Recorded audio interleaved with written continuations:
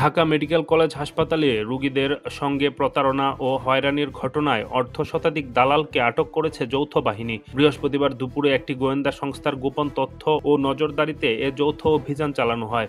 অভিযানে নেতৃত্ব দেন ঢাকা জেলার সিনিয়র সহকারী কমিশনার ও নির্বাহী ম্যাজিস্ট্রেট আফরিন জাহান। এ সময় হাসপাতাল চত্বর, বিভিন্ন ওয়ার্ড থেকে নারী সদস্যসহ এ দালাল চক্রকে আটক করে, যারা বিভিন্ন কৌশলে দীর্ঘদিন ধরে রোগীদের আর্থিকভাবে ক্ষতিগ্রস্ত করে আসছিল।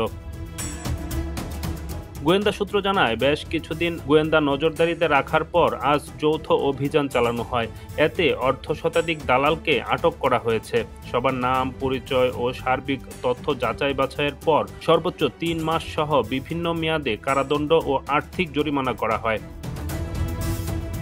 গত বছরের নভেম্বরেও এমন অভিযানে ২১ জনকে আটক করেছিল যৌথ বাহিনী।